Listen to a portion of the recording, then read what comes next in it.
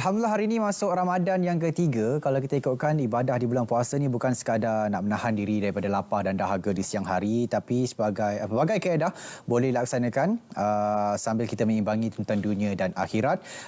Malah ada amalan yang lakukan pada bulan Ramadan ini, sekecil apapun amalan itu, insya-Allah akan dilipat kali gandakan pahalanya. Untuk bercakap berkenaan dengan Ihya Ramadan, kita bersama dengan Profesor Dr. Irwan Muhammad Sobri, Profesor Fakulti Syariah dan Undang-Undang FSU, Universiti Sains Islam Malaysia USIM, merangkap Setiausaha Akademi Fiqh Islami Malaysia AFHAM. Assalamualaikum Prof. Waalaikumsalam warahmatullahi. Alhamdulillah, topiknya kena dengan kita punya hari ini, Ihya Ramadan. Ya. Ramadan yang ketiga. Sebelum tu boleh bagi pengertian sikit Ihya Ramadan tu, Prof. Okey, bismillahirrahmanirrahim. Assalamualaikum warahmatullahi wabarakatuh. Bila kita bercakap tentang Ihya Ramadan ini, sebenarnya dia manifestasi daripada sebuah hadis Rasulullah sallallahu alaihi wasallam. Man qama ramadhana iman wa ihtisaban ghufira lahu ma taqaddama min zambi, iaitu sesiapa yang membangunkan ataupun yang menghidupkan Ramadan dengan penuh keimanan, dengan penuh ihtisab. Ihtisab ini mengharapkan pahala daripada Allah Subhanahu wa taala, maka insya-Allah akan diampunkan dosa-dosa yang terdahulu. Jadi itu secara umum yang kita faham, bila sampainya bulan Ramadan maka diwajibkan puasa. Selama ini kita selaku umat Islam, kita wajib melakukan solat 5 waktu. Okey. Jadi apabila datang bulan Ramadan, maka bulan Ramadan itu datang dengan satu lagi ibadat yang wajib, iaitu berpuasa. Maka alhamdulillah, di samping solat yang fardu 5 waktu, kita juga ada puasa. Itu yang wajib. Kemudian perkara wajib yang kedua dalam bulan Ramadan ialah zakat fitrah nanti. Kan? Yang mana sudah pun boleh bermula kita membayar mulai pada sekarang sehinggalah sampai pada sembahyang raya nanti. Kan? Itu yang wajib. Dan indahnya Ihya Ramadan ni, Allah datangkan keistimewaannya ialah dipenuhi juga dengan perkara-perkara sunat. Kan? Seperti berzikir, membaca Al-Quran, solat sunat, yang paling penting solat muakkad pada malam Ramadan, iaitu solat sunat tarawih. Ya. Allah alam. Okey, baik. Kalau pada satu ketika dulu, nak dibezakan dengan sekarang mungkin agak lain sikit caranya. Kalau sekarang ni mungkin ada yang sibuk bekerja, Prof.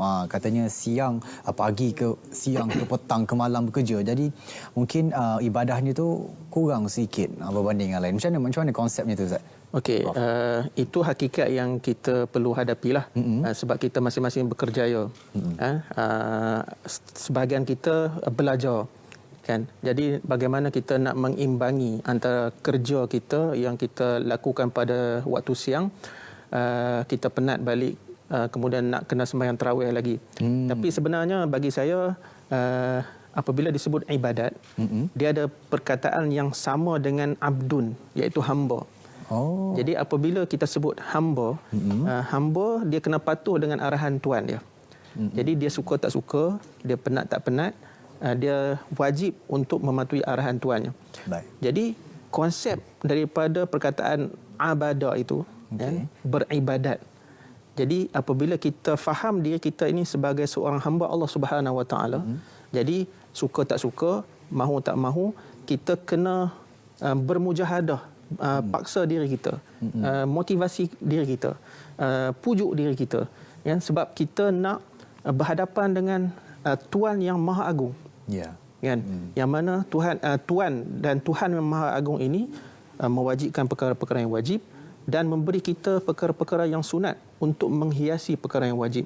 Jadi bagi saya, kalau seseorang individu Muslim itu memahami konsep hamba dan juga kaitannya dengan ibadat, kerana kedua-dua itu datang daripada akar umbi perkataan yang sama, maka ia akan memberi motivasi yang cukup kuat.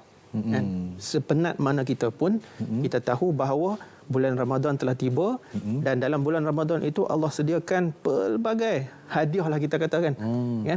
Bonus kan? Pahala yang cukup banyak. Betul. Jadi amat rugilah kalau kita nafikan perkara itu dan kita tidak mahu ambil perhatian yang serius. Penat memang penat, kita tak nafikan, tetapi bonus yang kita akan dapat daripada ibadat-ibadat yang kita akan lakukan tu, insya-Allah akan lebih memotivasikan diri kita. Baik. Satu soalan sebenarnya berkenaan dengan bulan Ramadan ini, katanya daripada seorang pelajar, katanya kalau pelajar pun ibadah juga. Jadi waktu siang tu, pagi ke petang tu fokusnya di kelas. Mungkin malam tu kena kejar assignment. Jadi tak sempat tarawih. Macam mana tu Prof? Itu pun dikira ibadah juga ke macam mana siapkan assignment tu? Ya, betul. Kalau kita faham ibadat ni sudah tentu dia ada ibadat yang khusus, dia ada ibadat yang umum. Ibadat khusus seperti mana yang termaktub dalam rukun Islam yang 5 itu kan. Yang 4 utama solat, zakat, puasa dan juga haji. Di samping yang lain-lain itu, selagi mana kita jalankan kehidupan kita ini mematuhi perintah Allah dan meninggalkan larangannya, maka itu adalah juga dianggap sebagai konsep ibadat yang umum.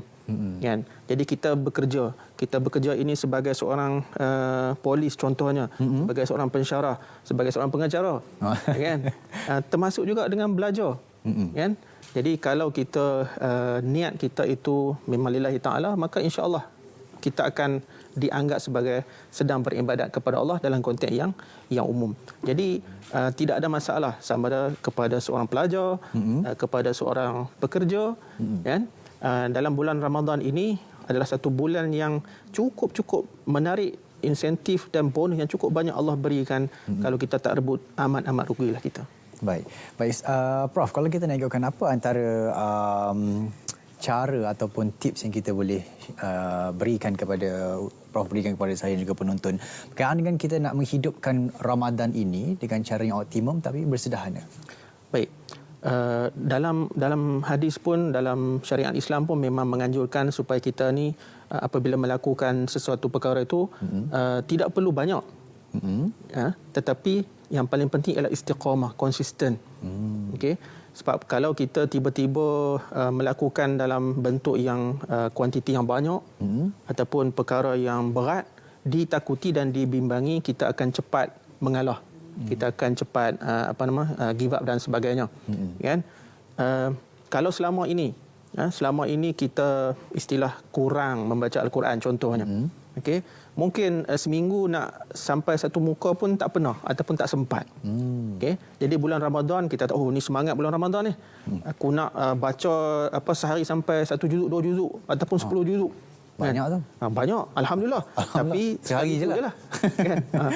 Jadi kita mulakan slow terlebih dahulu sebab kita nak biasakan. Dan rupanya Syarul, Al-Quran ni bila kita baca dan kita konsisten istiqamah sehari demi sehari, mungkin sehari satu muka, kemudian lama-lama kita istiqamah begitu, kita akan rasa seronok. Dia nak pergi ke 2 muka, lama-lama dia akan pergi ke 3 muka, 4 muka dan insya-Allah kita boleh ni. Jadi proses itu sebenarnya lama lah. Dan dia mesti bermula daripada sebelum Ramadan lagi. Jangan tunggu Ramadan sahaja. Tapi sekurang-kurangnya lah. Kalau bulan lain tak baca Quran, dalam bulan Ramadan dia datang hidayah untuk baca Quran tu, alhamdulillah lah. Tapi yang penting ialah istiqamah itu. Betul. Ya. Macam mana satu tips mungkin untuk kita nak kekalkan istiqamah tu ya Prof? Sebab ada daripada kalangan kita, mungkin daripada saya sendiri, mungkin istiqamah itu ada sebulan sebelum Ramadan, di bulan Ramadan juga istiqamah setiasa, setiap hari satu muka. Tapi masuk bulan yang ketiga selepas Ramadan, dah sibuk dengan open house-nya, itu istiqamah macam lagi, sambung Ramadan bulan tahun depan pula. Macam mana tu? Okey, bagi saya tip yang mudah, iaitu kita perlu mempunyai satu target. Satu objektif yang jelas dalam jadual harian kita. Okey. Kita boleh pilih mana-mana waktu yang kita rasa sesuai. Sama ada pada waktu pagi, kan, selepas kita solat subuh contohnya. Baik. Kita istilahnya mau tak mau sebab bab ibadat dia kena mujahadah. Kan, kalau tak ada mujahadah, dia akan mudah dikuasai oleh nafsu, dia akan mudah dikuasai oleh syaitan dan sebagainya. Baik. Kan, jadi kita kena mujahadah. Jadi letak target. Baik. Letak objektif. Waktu bila yang rasa sesuai. Kan, untuk kita baca Quran contohnya, kan, insya-Allah. Baik. Mungkin kepada yang mungkin kurang pandai membaca Quran, Prof, mungkin ada satu solusi yang kita akan kongsikan. Tapi selepas ini kita akan kembali selepas ini dalam Lensa IPT. Jangan ke mana-mana.